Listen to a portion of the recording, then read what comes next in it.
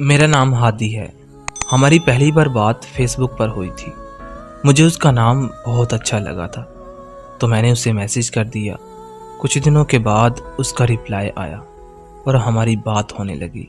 हम दोनों एक दूसरे के साथ बहुत अच्छे से बात करते थे। फिर मैंने उससे व्हाट्सएप का नंबर मांग लिया, तो उसने मुझे अपना नंबर दे दिया।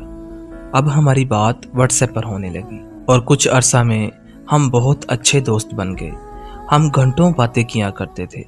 कोई भी ऐसा दिन नहीं था कि जिसमें हमारी बात ना होती।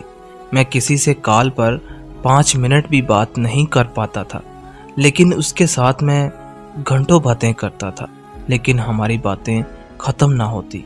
उसके साथ बात करने से मेरे दिल को सुकून मिलता था। मुझे खुद पता नहीं चला मुझे कब उसके साथ मोहब्बत हो गई। मैं उसे बताना चाहता था, लेकिन बता नहीं पाता था। मेरी बातों से उसको मेरी फीलिंग का एहसास हो गया था। फिर एक दिन मैंने उसे अपने प्यार का इजहार कर दिया और उसने भी मुझे हाँ कर दी। मैं बहुत खुश था। मेरी खुशी की इंतहा न थी। हमारी लव स्टोरी बहुत अच्छी चल रही थी। मैंने उसके साथ सारी जिंदगी गुजारने के ख्वाब भी देख लिए थे। फिर यूं हुआ कि उसका मोबाइल टूट गया। उसने 3 दिन तक मुझे कोई मैसेज ना किया। मैं बहुत परेशान हुआ कि पता नहीं उसे क्या हुआ होगा, वो ठीक भी है कि नहीं।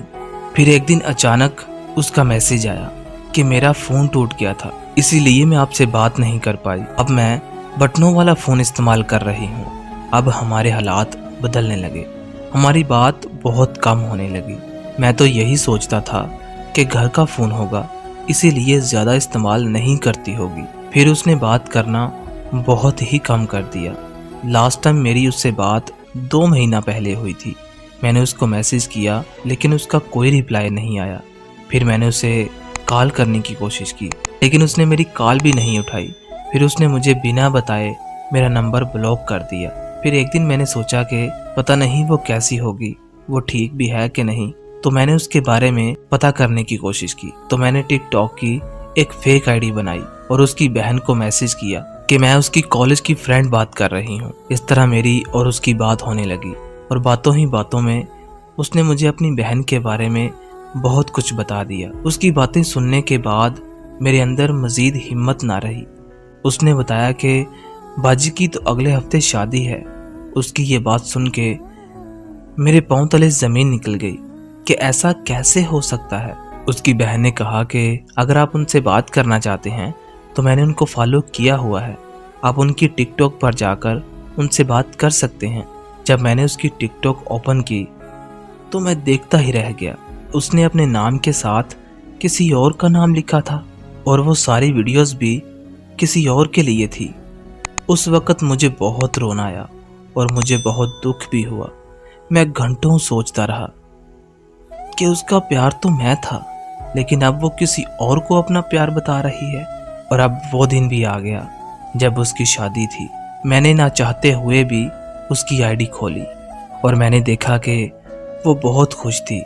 उसके हाथों पर मेहंदी बहुत अच्छी लग रही थी, लेकिन वो किसी और के नाम की थी।